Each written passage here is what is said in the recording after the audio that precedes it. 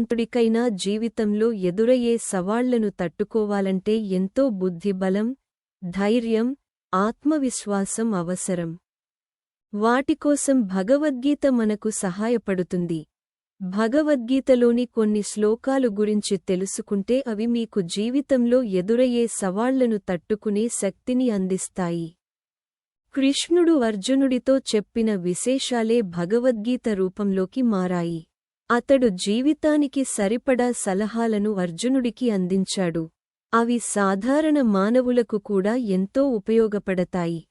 యోగస్థ కురు కర్మాణి సంగం త్యక్త్వా ధనంజయ సిద్ధసిద్ధ్యో సమో భూత్వా సమత్వం యోగ ఉచ్యతే. భగవద్గీతలోని అధ్యాయం 2లో 48వ శ్లోకం ఇది.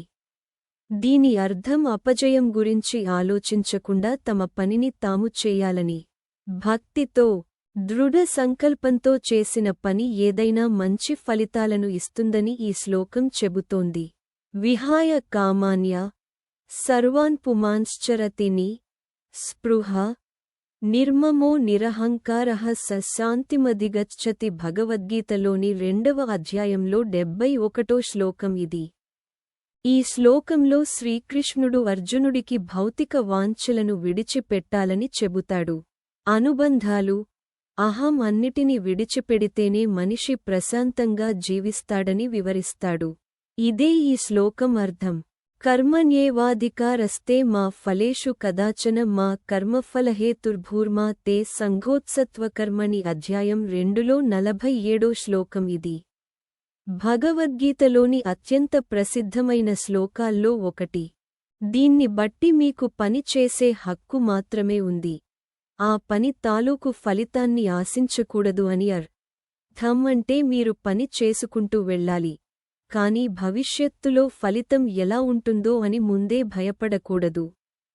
క్రోధాద్భవతి సమ్మోహ సమ్మోహాత్ స్మృతివిభ్రమ స్మృతిభ్రంశాద్ బుద్ధినాశో బుద్ధినాశాత్ ప్రణశ్యతి. భగవద్గీతలోని 2వ అధ్యాయంలో 63వ శ్లోకంలో శ్రీకృష్ణుడు ఇలా చెప్పాడు.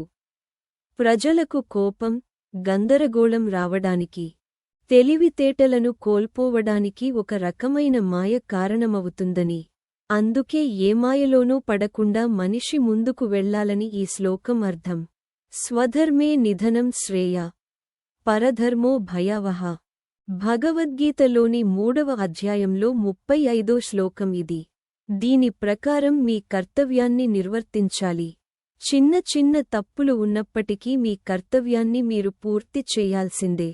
భయపడుతూ పనులను వదిలేస్తే ఎలాంటి ఉపయోగం ఉండదు.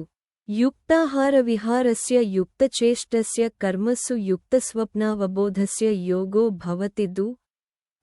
భగవద్గీతలోని 17వ శ్లోకం ఇది. ఈ శ్లోకం ప్రకారం యోగ సాధనతో సమస్యలను తగ్గించుకోవాలి. ఏ పనిలోనైనా తృప్తిని పొందాలి. అప్పుడే ఆ మనిషి సుఖంగా జీవించగలుగుతాడు. చిన్న చిన్న సమస్యలకే కుంగిపోతే మనిషి ముందుకు సాగలేడు. కాబట్టి భగవద్గీతలోని ఈ శ్లోకాలు తలుచుకుంటూ ఎదురయ్యే సవాళ్లను తట్టుకుంటూ ముందుకు వెళ్ళాలి.